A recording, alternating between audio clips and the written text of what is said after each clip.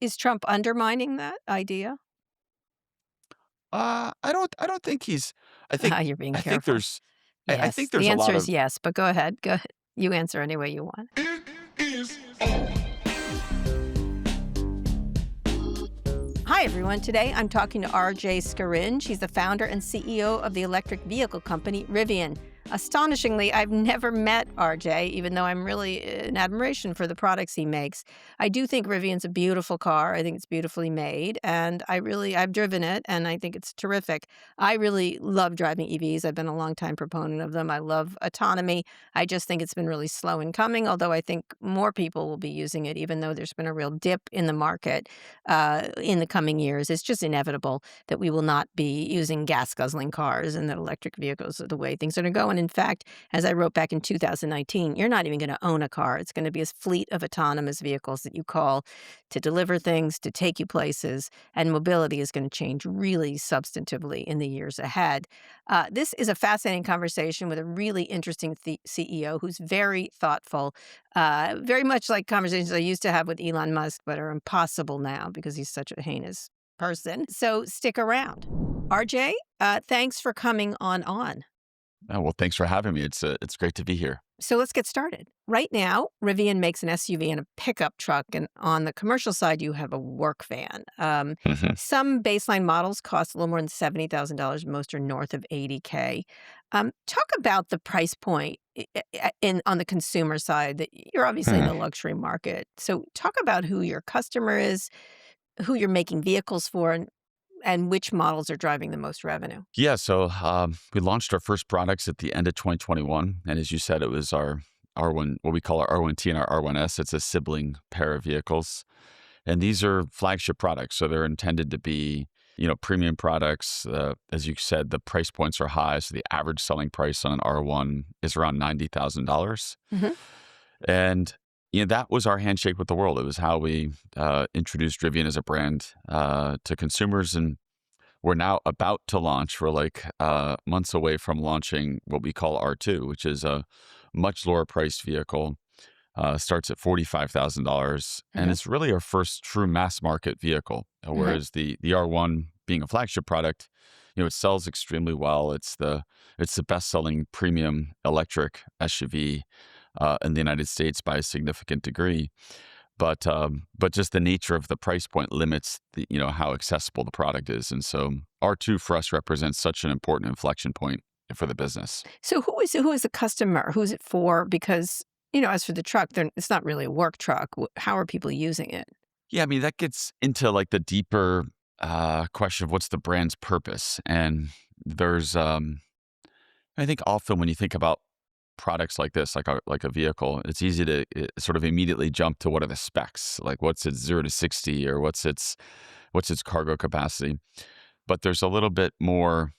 I think there's a deeper meaning to, well, what's the sum of the parts? What is it? What is it? What's the feeling it's trying to evoke? And so, for us as a brand, we've long talked about the desire to not only enable people to go do the kinds of things you want to have memories of for years and years, or the kinds of Hmm. things you'd want to take a photograph of, but also to inspire those things. And so to inspire this adventurous lifestyle, or to inspire a life of saying yes to new experiences.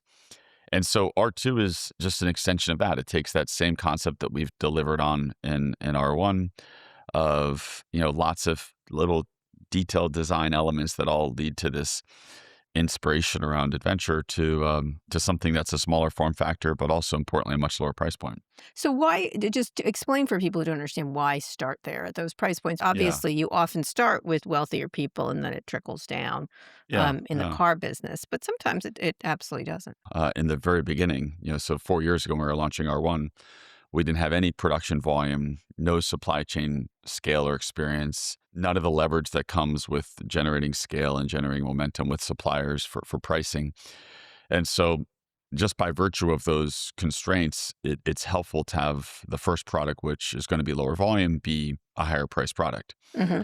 And then as we build scale and capabilities, the goal, of course, is to introduce lower price products. And then specifically with how we arrived at the price content performance trade-off of R2, like we could have made it lower price but not as high performance, or lower Hmm. price but with a lot less features. is we were trying to identify where is that sweet spot in terms of volume, the buyers that are going to be looking for this type of a product, uh, and found that to be in this, like as I said, like this starting at $45,000, which allows it to be cross shopped with a lot of internal combustion vehicles. And Right, so, exactly. The analogy, of course, is that iPhone, which was quite expensive when it first yeah, started, and then it's still expensive, but yeah, it's widely used. I have the most boring cars. I have a Chevy Bolt and a Kia hybrid, and I'm actually in the market for a car, and I'm looking at the Rivian too. I oh, absolutely cool, am. cool, But what cool. would be the selling point for someone like me? Yeah, I mean, first, your question just on pricing. At the higher end, like where R1 sits, so the R1S gets, it's cross shopped with Land Rovers or Range Rovers that are much more expensive. Everything from Range Rovers, Escalades, Porsches, BMWs, Yeah. and then into, Tesla Model 3, Model Y. So you have like a pretty broad range of customers coming out of Mhm. a broad range of price points. But I'd say pricing parity is there with R1's competitive set. And actually, the evidence to that is take California, the state of Washington. The R1S isn't just the best-selling premium electric SUV; it's the best-selling premium SUV in the state of California. So for SUVs priced over $70,000, the R1S outsells everything. Um, so then the question is, okay, if we move into the category of $45,000 and up, which then you're suddenly in the world of more mass market cars, the kinds of things you'd Yeah. expect to see, broad portions of the population buying. And then it's like there's a wonderfully broad Mhm. aperture through which you're attracting and potentially appealing to customers as they're making the decisions as to what do they buy.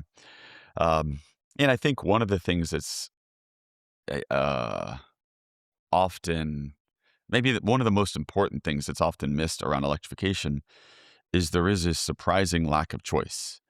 And so at the call it 45 to $55,000 price point, there's a handful of choices that are compelling. And you contrast that with truly hundreds of internal combustion choices that are compelling, and a wide array of form factors and design decisions that have been made by each of the companies. And so, for us to see adoption grow beyond what we have today in the United States, around 8%, I really believe we need a lot more choice. And you see so much concentration of market shares today with one company, with Tesla. And that's not a reflection of a healthy market. It's a reflection of a market that's being underserved. It's a reflection of just not enough choices. You were the first automakers you noted to bring a fully electric truck to the market. You beat out Ford, GM, and Tesla and began delivering the R1T in the fall of 2021, as you said. Last couple of years has been tough on all car makers and Hmm. especially EV makers. You've had to deal with pandemics, supply chain issues, chip shortages, inflations, now tariffs while building your brand.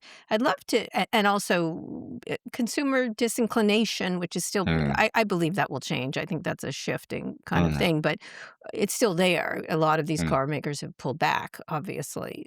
Talk about the time now and about delivering the R2 in the next few months.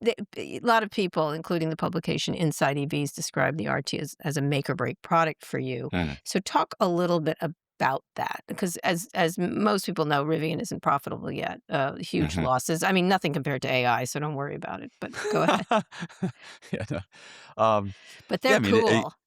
yeah, I mean, R2 is, you could call it many things. It's a make or break product. It's the product that's really going to be an inflection point for us as a business. Um, and there's nothing that's not at all surprising to us. In fact, that was the plan.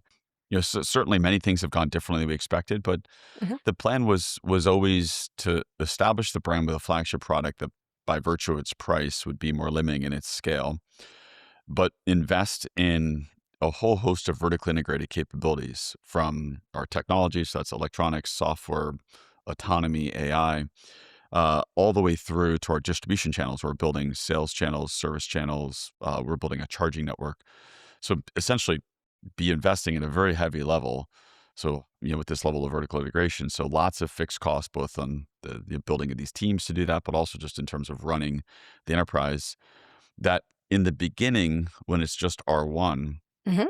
isn't enough to offset the cost to run all those big systems. But Rivian isn't being designed as just for R1. So if the goal was to build a company that's only going to make 50,000 cars a year, it would look very different as a business, but we've really invested in the business, contemplating and planning for Rivian to be a much larger company. And so because of that, R2 does need to be successful to support the rate of capital consumption of the business, because of how much tech we're developing and how much infrastructure we're building. And so because of that, we've also really wanted to make sure R2 is dialed. And so there's been a lot of iteration in the product, a lot of learning from the R1. I just drove one of the early manufacturing validation builds off the line last week, and I mean, the car is just incredible. So we're quite bullish on it, but we also recognize, it needs to get into the market, and we're very hopeful that it will resonate in the same way that the R1 products have resonated. Although Meaning, it cannot just merely match sales of your R1s, correct? no, but if yeah, correct, of course, on a gross basis. But what I'm saying is on a market share basis. So if I were to take the R1 relative to, let's say, a Model X, we significantly outsell the Model X.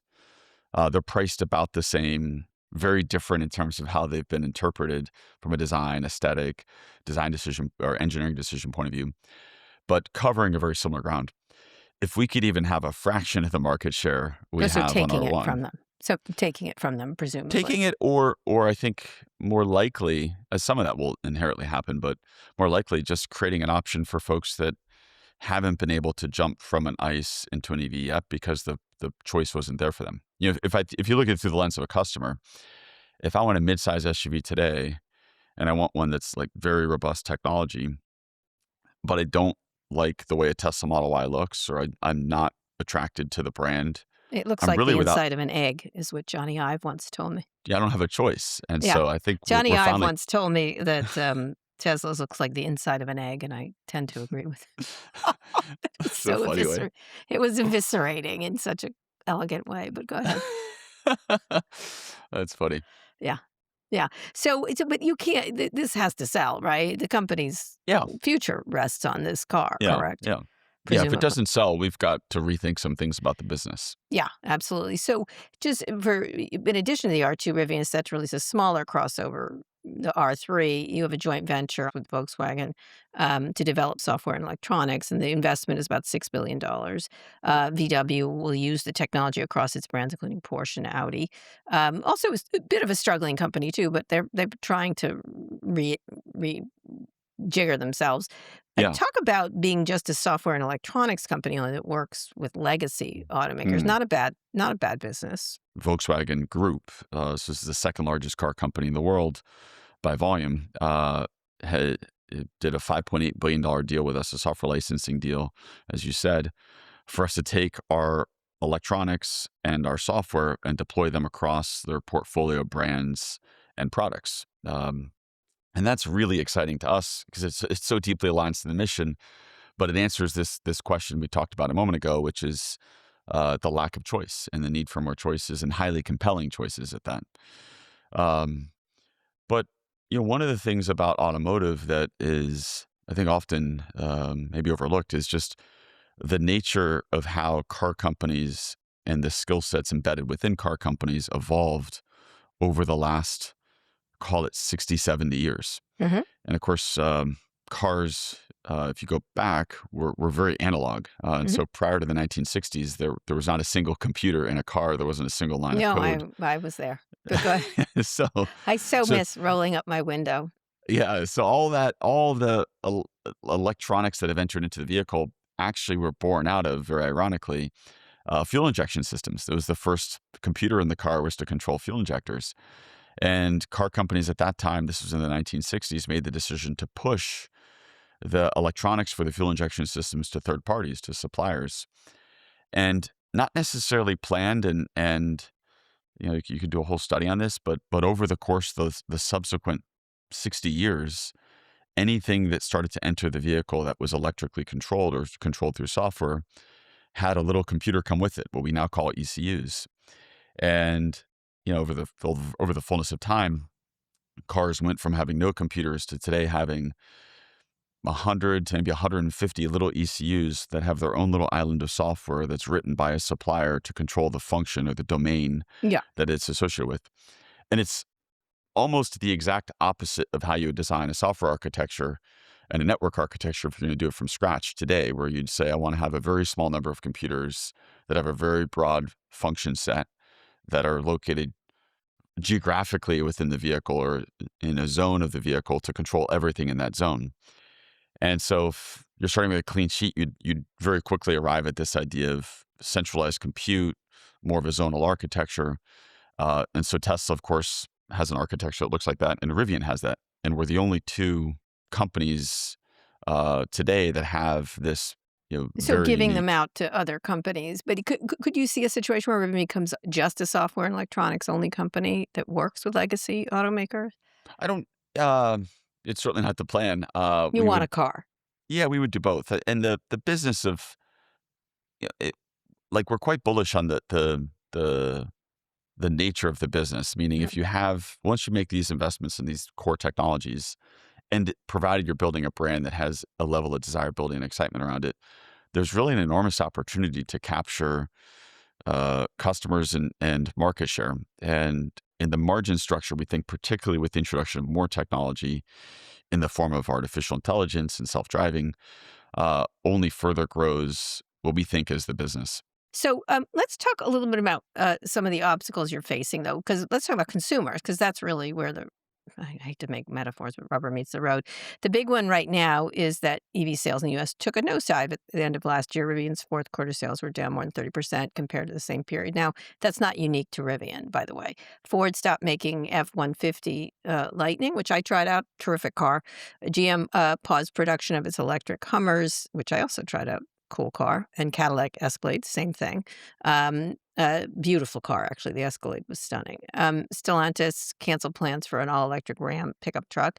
Now, I get that because when I wrote a column 6 years ago and said, everyone, someday you're not going to own a car, most of the letters I got were from truck people who were like in the Midwest, we want our cars. I'm like, fine. I said, I think it was like having a horse, something like Mm. that. And I said, fine, have your fucking horse. I don't care.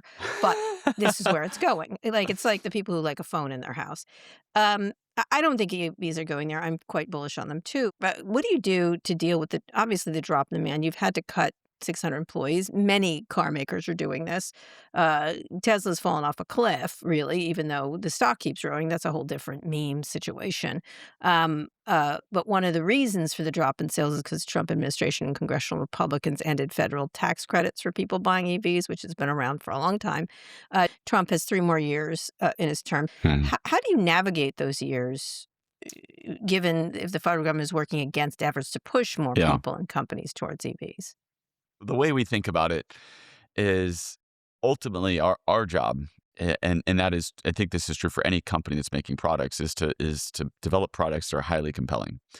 And in order to truly drive electrification adoption, the products need to be not like slightly better or as good as. They need to be a wildly more compelling choice than an ICE alternative. And so that was the philosophy that drove me to start Rivian. It was before any of these policies existed. This is philosophy that still drives us today as we think about R2 and beyond.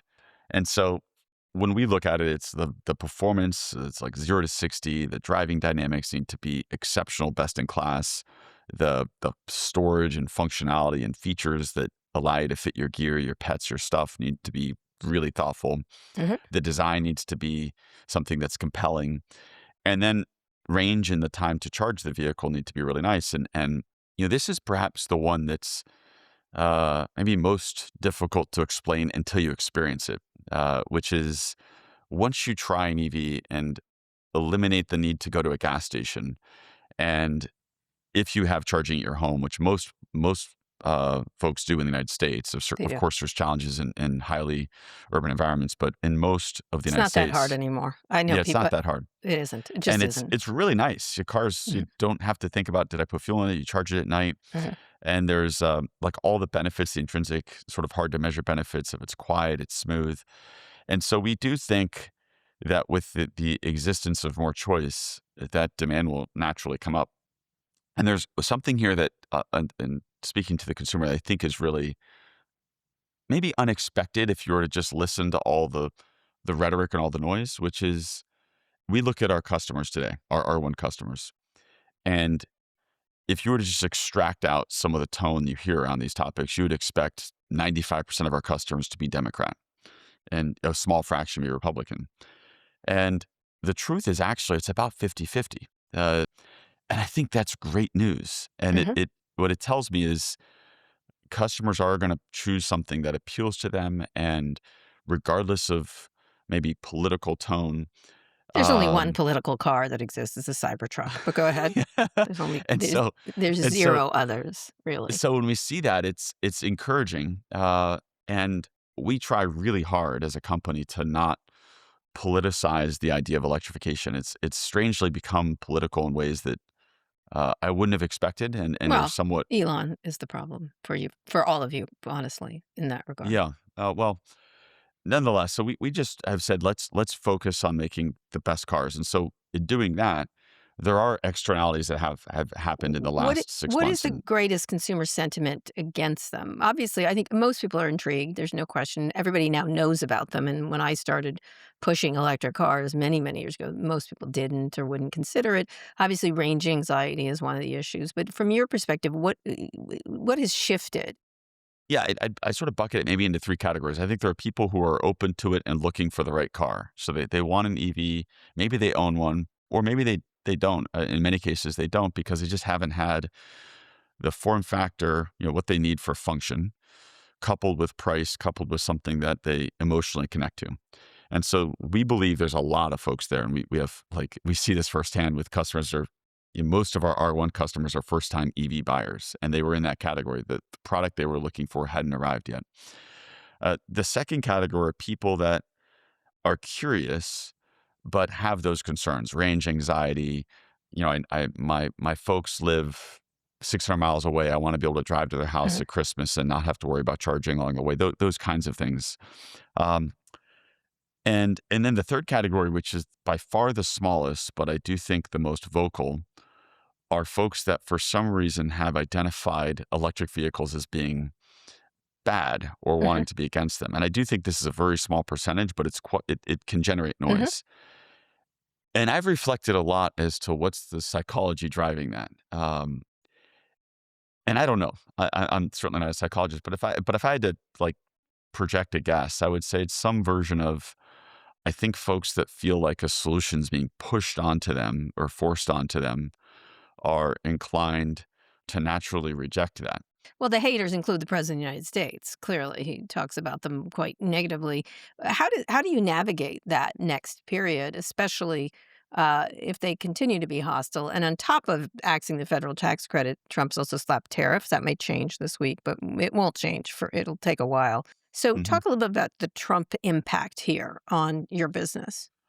Well, and to that last category, so folks that are, yes, let's say, against electric vehicles, I think the first thing we do from a consumer point of view is we make it very clear that we're not, like, we want there to be choice. And I think the existence of choice helps eliminate some of those tensions, and to say, look, if you don't want to buy an electric car, you don't need to buy an electric car. But we're making these vehicles to be really compelling, and hopefully you drive it and you experience it and it sways you or draws you in. I think as it pertains to policy and working with the administration, what we've really focused on, which is an important point, is the indisputable view that over time, Hmm. and we can debate how long that is, but in the fullness of time, high technology vehicles where there's lots of software, lots of electronics, they're deeply integrated together. The vehicles increasingly drive themselves. The skill sets necessary around power electronics and battery systems, those are things that the US should continue to maintain a leadership position in. And so, in order for that to happen, it's necessary that companies like Rivian, not just Rivian, but Rivian and many other companies like Rivian, need to exist to be active participants in the future technology development that we're going to see play out over the next few decades. And we found that's a really, I think it resonates extremely well on all sides of the aisle. I think it's also really helpful to look at it through that lens of Is Trump skills. undermining that idea? I don't think he's. I think. You're being I think careful. there's. I Yes. think The there's a answer lot is of. yes, but go ahead. Go You answer any way you I, want. I think there's a lot of. What we try really hard to do is. There's a lot of noise. Uh-huh. There's like the signal to noise ratio right now is it's.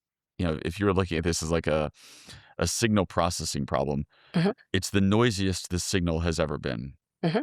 And so we're trying really hard to ignore or avoid riding up and down some of the peaks of the noise and look for the signal. But And credits did matter. So do oh tariffs. yeah, And credits go ahead. like created it like to be clear. I mean, you talked about the Q4 drop Mhm. off relative to Q3. It dropped There's no doubt.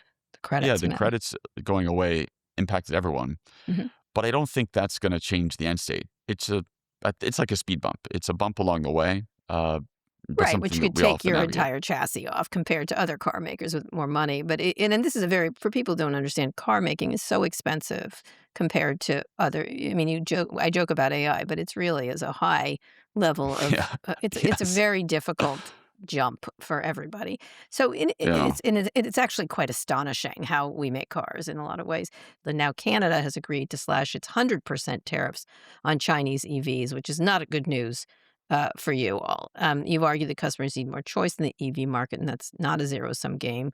But wow, it's a real problem for you from the global market point of view because you can't compete with these Chinese companies because of the price and innovation, really. I think first, just to frame the overall Chinese market, it's very, very, very different than what we have in the United States. There's a couple of ways it's very different. The first is there are many choices there, like an overwhelming number of choices. So there's an excess of 100 different companies making electric vehicles in China, and actually a vast majority of them are not particularly compelling in terms of technology or innovation. But a subset of those are both affordable and impressive technology.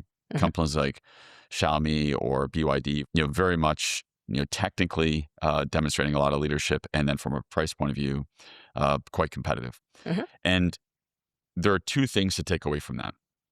The first, which I think is often overlooked, is for a lot of the same reasons Rivian or Tesla have vertically integrated technology stacks that are distinctly different than legacy car companies, Sure. is we had the benefit of starting with a clean sheet in a world where software and electronics existed. And so Rivian was built as a software and electronics company first, and we make cars. And so we have more software engineers than we do mechanical engineers.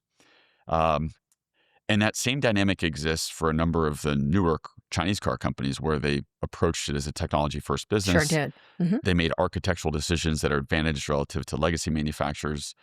And if you were to take those cars apart and compare them to a Rivian, you'd see there's actually a lot of similarity. Zonal Absolutely. architectures, really heavy focus on in-vehicle inference and compute for enabling AI features at scale over time. Uh, like removal of a lot of the tier one supply base and bringing a lot of that in-house. So a lot of consistency. And then you say, well, why are the cost structures so different? And here, I do think too often we look at this as if it's like some like black art. It's like magic happening, but it's not magic. You can build it in a spreadsheet, and it's a combination of things. The first is the cost of capital in China. So the cost to build the plant and invest in the products is very low, near zero, because in many cases, the plant and the equipment is paid for by the government. So whereas we have to raise capital with equity or some debt, in China you get sort of given the capital to go Yes, build they capacity. have decided this is an area they want to dominate. And But so it's like it's very much a decision by the Chinese government to say we're going to be leaders in a space, and so they've heavily subsidized the capital necessary to build these businesses. That's number one. The second is that's not just happening at the OEMs, that's happening across the tiered supply. And so when you take the cost of capital to close to zero, the whole supply base suddenly becomes cheaper because your amortization of your fixed cost becomes a lot less. Then you have a labor cost that's much, much lower and labor policies that are very different. So you have people that go and work and live at a plant working 50 to 60 hours a week and making, somewhere between 1/5 and 1/7 of what someone in the United yes, States would make. And there's no way with that difference in labor cost, to really have and the cost of capital to have a like for like one to one. I get all that. They're also very innovative. I think one of the Well, that was my canards. point first. That's why I wanted to call out. Yeah. Like, I think sometimes we just say, oh, it's low cost.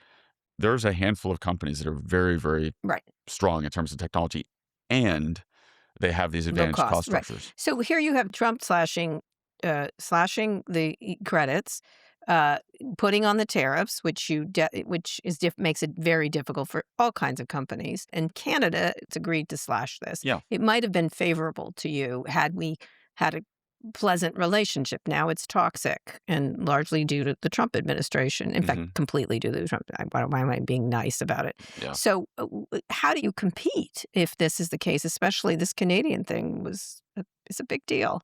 Well, yeah. So We have if I- 100% tariff for people don't know on yeah, Chinese yeah, that's EVs. an important point to note. Yeah. I think at first, as I called out, there's two vectors here to consider. So first is we have to compete on technology, and you made that point a couple of times. I couldn't more fully agree with you, and it's for that reason, Rivian has many of the cars we just described. We own them, we study them, we take them apart, just like the Chinese have our cars and take them apart and study them.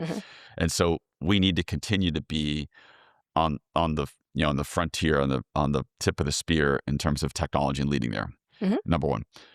On cost, there's not a way to be competitive where labor cost is so much lower or cost of capital is so much lower. And so I think what will happen in the United States, and I can't speak for other countries, I think it's very, very, very likely that the tariffs the United States have put in place will remain.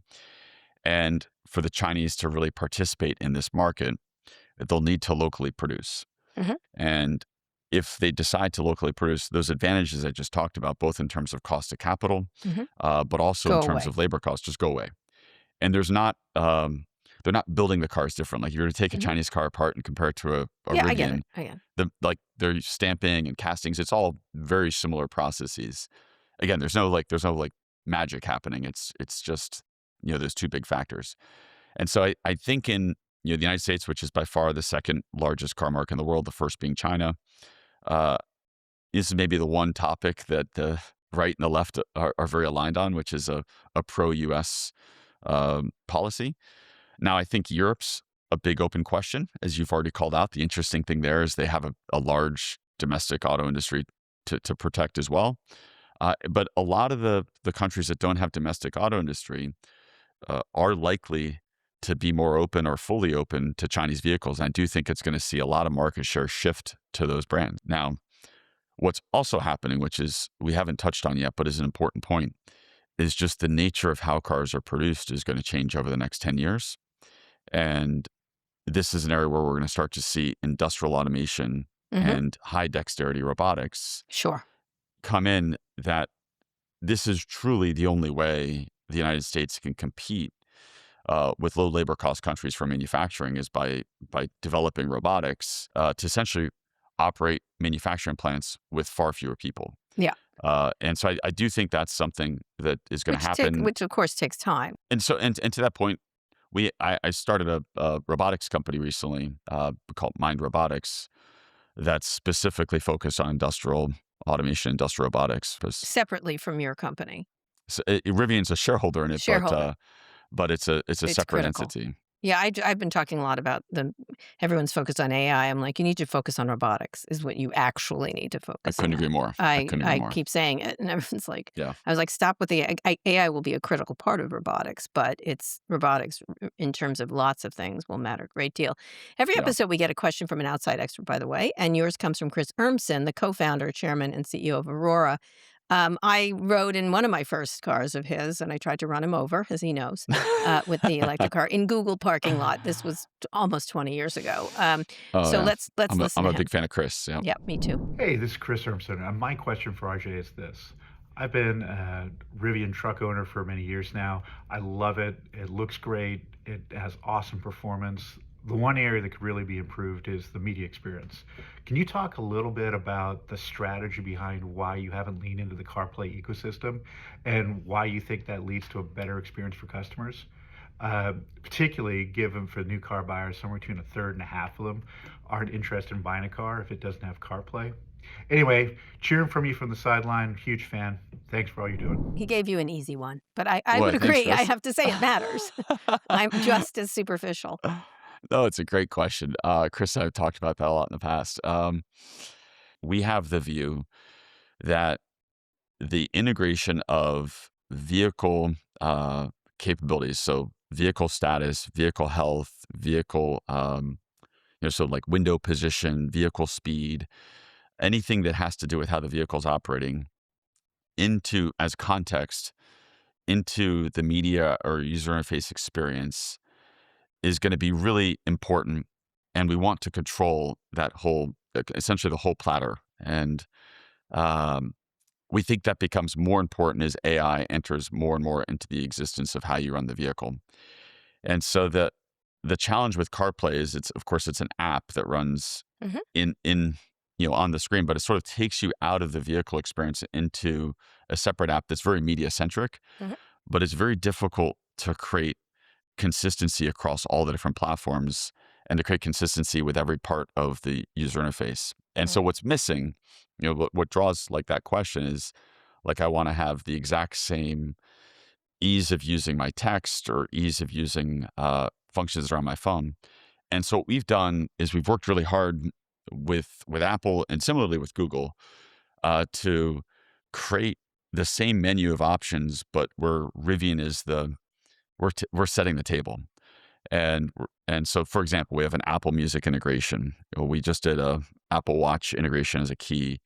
We have Google Maps integration, but in time, and 2 years ago, 3 years ago, this was a bigger issue because we didn't have all those integrations, and some of those discussions we have with our partners at Apple and with Google took some time. But we're now in a place where we have a great working relationship with Apple, a great working relationship with Google, where we can serve up all those items. And now we're doing the back end work, which we just demonstrated, to really enable, on more of an agent to agent basis, all the integration of the back ends of these apps to create a more seamless experience. So you could say to the car, I want to go to dinner tomorrow. I want it to be after my meeting, that meeting with Bill, Mhm. and I need to be home in time for this. And it can collect all that information between your Google Calendar, Right. the state Right. of charge of the vehicle, where the vehicle is.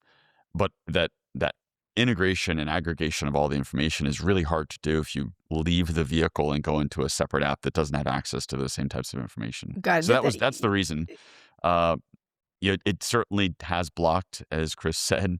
Some customers have said, "I don't want to buy a Rivian because I want CarPlay," Mhm. uh, which is like we recognize, like we're not blind to that. We Right, recognize that. right. So that gets into the final thing I want to talk about. We have about 10 more minutes about AI, because AI is part of that, and autonomous vehicles, which is another area I'm very bullish on.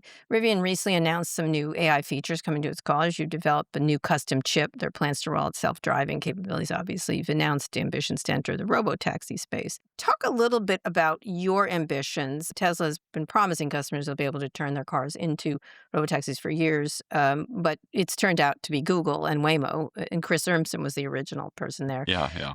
Talk a little bit about what you'll be able to deliver when Tesla has just not been able to do so, and certainly should have been able to do so, although he Yeah. has some obsession with the lack of cameras. So I think there's an important thing to note here, which is the nature of how we develop self-driving has changed really dramatically in the last couple of years. And if you go back to, you talked about Chris, if you go back to the beginning when Chris first started working in this area, the way self-driving systems were designed is you had a perception platform, which depending on the design of the overall system could be cameras, but more likely it was cameras plus radar plus LiDAR that would perceive the world, identify objects in the world, classify those objects, associate vectors with those objects, and then hand all that classified object information to a planner. And the planner was a rules-based environment that was, written by humans. Humans were trying to codify or describe how a vehicle operates. What are the rules of the road?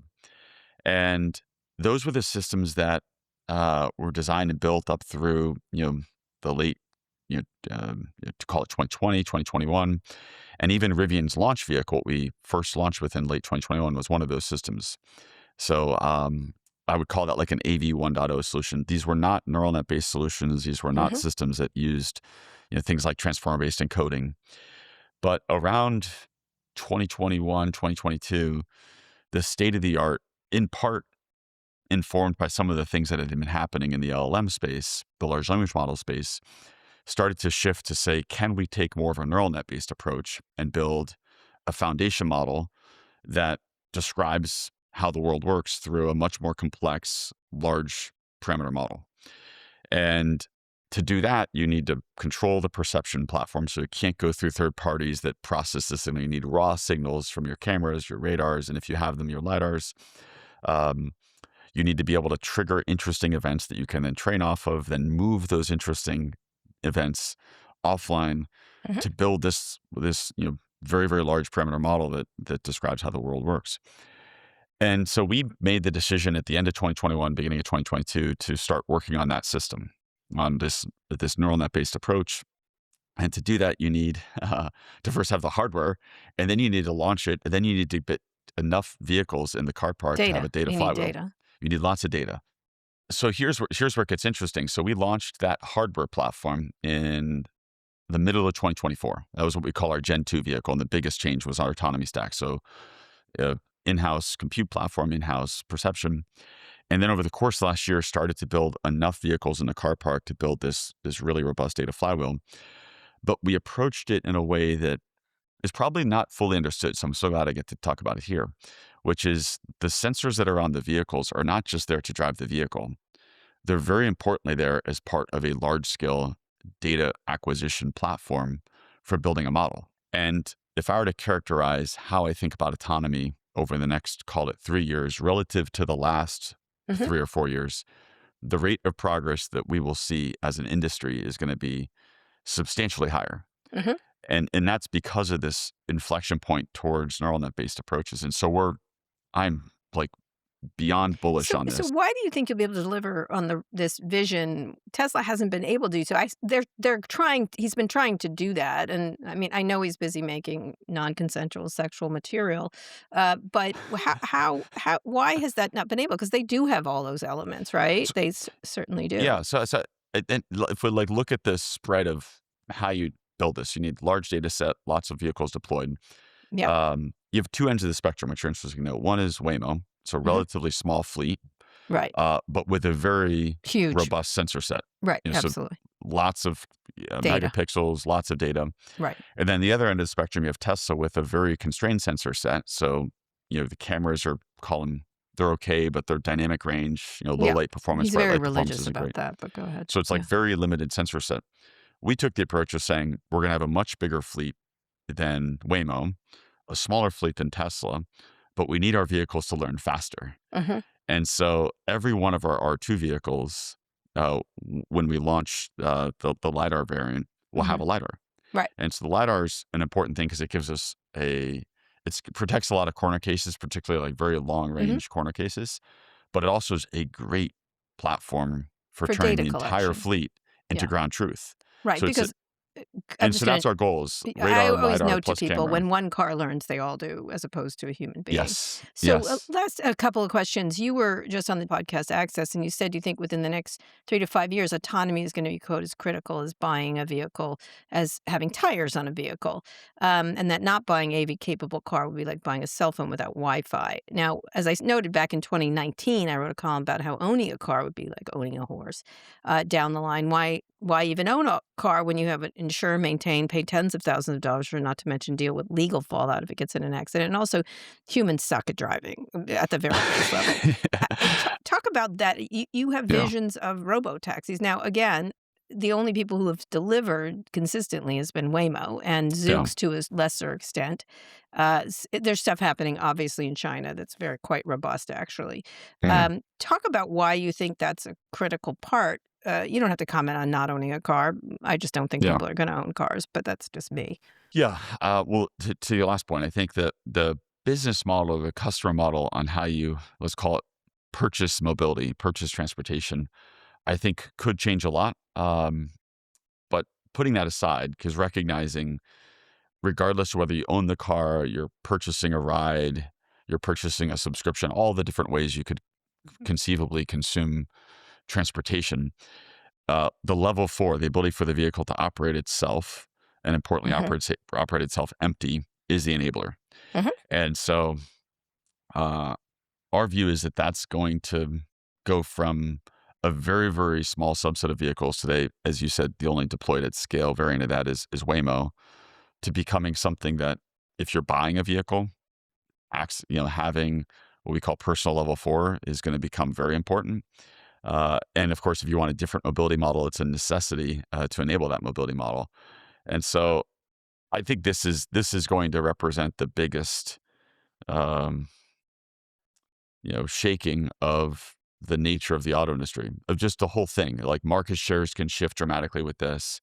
And so we've decided, and this has been a long effort for us, that it's the most important investment area for the business. So it's by far where we invest our most capital. As we think of like our R&D budget, it's shifted from a lot of the traditional vehicle level innovations, which are now fairly stable, electronics platform, so on, Right. and moving those dollars To autonomy. to autonomy. And what will be the critical thing for your company to do so? We need a robust data flywheel. We need a lot of GPUs to train the model. And we took the decision, this is a decision we took, almost 4 years ago, to bring silicon in-house. And the reason for that, there's so much focus on the sensors, but the compute is actually the really expensive Correct. part. We said, look, we need to bring compute in-house versus a dependency on NVIDIA to allow us to put very high levels of compute into every car. And so we want every car to have a really capable brain. But LiDARs are no longer $1,000 things. They're No, they're nothing. It's low hundreds of dollars. Radars are low tens of dollars. Cameras are low tens of dollars. So the perception platform, as much as that gets, as it's visual, you see it, as much as it gets a lot of attention, it's the little, silicon wafer that's the most expensive part of the car, or most expensive part of the stack. And so we brought that in-house so that we could deploy everywhere as part of this overall philosophy on building a data flywheel. In that environment, which you're talking about, which is, I agree with you, this is where cars are going. How do you still have to run a car company. You still have to sell cars. You still need money. Does that require you get purchased by a larger, like an Apple or something else? Or can you do this on your own? Because you also have to make money, as I said. You can't just like have this. And to get, this valley you need to go through is quite long and difficult. And then the second one is, what then happens to a competitor like Tesla? I have not asked you one Elon question because I'm so sick and tired of him. But he's still critical. And you can see him talking about it, even though it's in this sort of strange way. When he's talking about robotics, I understand what he's saying. Why wouldn't a Tesla be able to do this better eventually if he ever focused on it versus you? What will it take to do that? You don't have the benefit of a meme stock that doesn't represent your business. Yeah. So, and we said it before, R2 is really important for us. It demonstrates a path to the automotive side of our business being profitable. And the revenue associated with that vehicle covering our fixed costs. That's really important. But I think maybe in a more philosophical way, the deeper part of the question is how many companies ultimately can be successful. So Yes, that's if we correct. look historically, automotive is it's a huge market.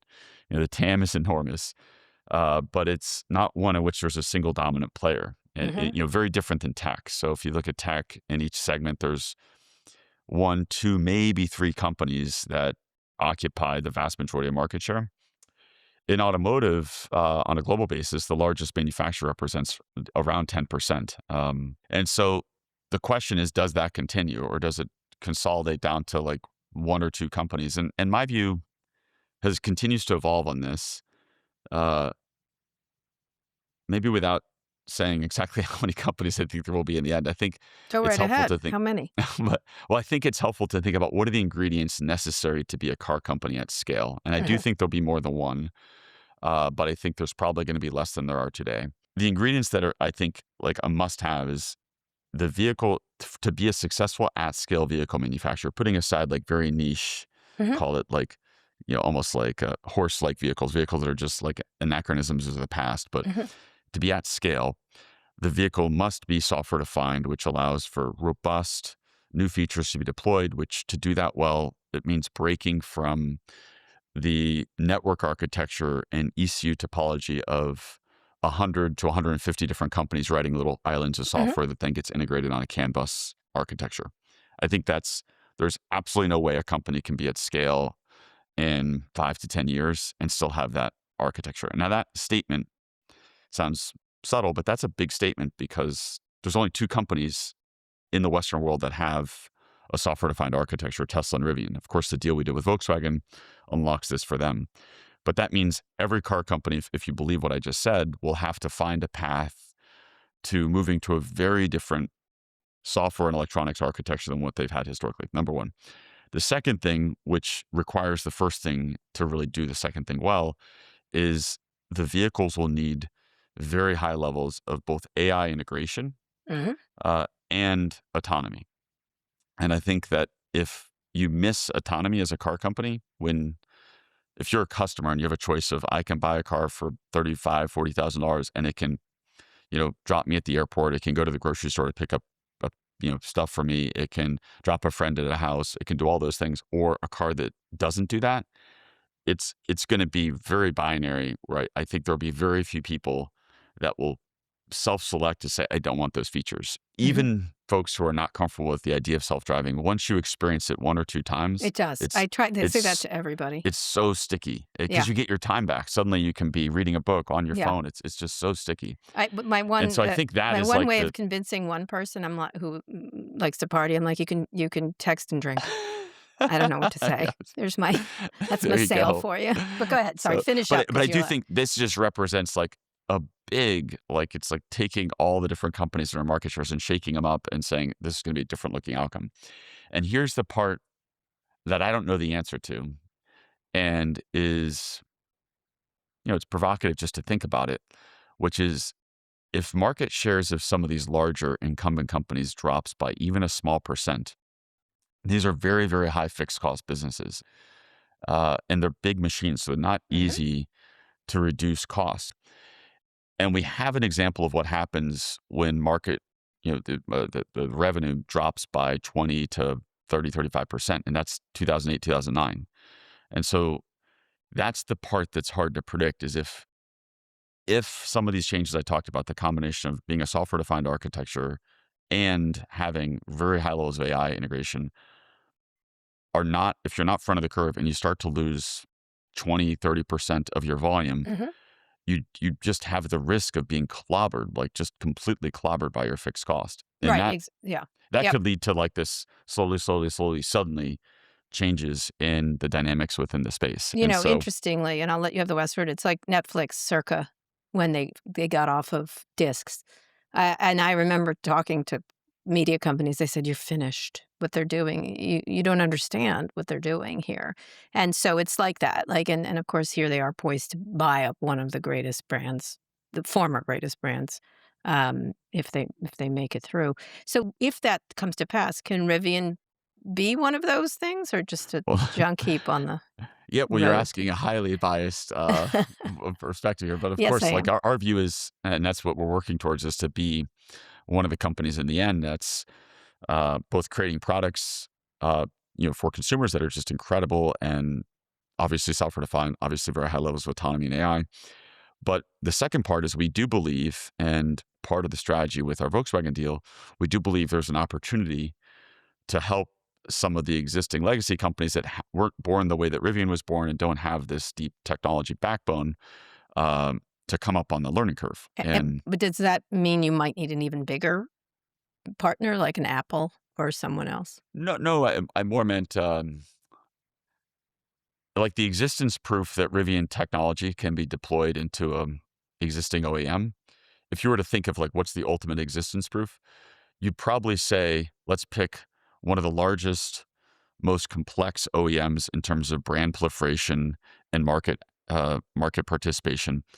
And if you're looking for that, that would be Volkswagen Group. It's a very large group. It's got Worldwide. lots of different brands. And so our ability to demonstrate that we can deploy in a productized way our software and electronics, and this is not yet even talking about autonomy, just software and electronics, is the existence proof, or it is the demonstration that should show other manufacturers, hey, one, Rivian can be a great partner. We've demonstrated this now with Volkswagen, and we've of course demonstrated this with another very, very large company, Amazon. And so I do think the opportunity for us to not only have our own products, but to emerge as a very very capable technology partner and provider that has both the ability to work with and the humility to work with very large existing companies is something we hope to demonstrate. So very last question, 20, 30 years, that puts you and Tesla at a complete competition, presumably, if he can get his attention back to this. What is Rivian in 20 years? Say it survives this. What does it look like? Last question. I know you don't think in those time frames, but well, you have to think about it somewhat. The way we make investments in technology, the goal is to be one of the most impactful and important businesses in transportation technology. And like I do think we're at an inflection point, aside from businesses, like from a societal point of view around how our vehicles are powered, what's going to happen as AI enters the physical world. And a huge motivator for me is to help be part of writing that story and to do it in a way that's to the benefit of society. Great. All right, RJ, thank you so much for your time. Very thoughtful discussion. All right, thank you. Today's show was produced by Christian Castor-Russell, Michelle Alloy, Megan Burney, and Kaylin Lynch. Nishat Kurwa is Vox Media's executive producer of podcasts. Special thanks to Catherine Barner, and our theme music is by Tracademics. If you're already following the show, you get to drive autonomously with me in San Francisco. That's all I do when I'm in that city. If not, you get a horse. Thanks for watching. See you on Monday.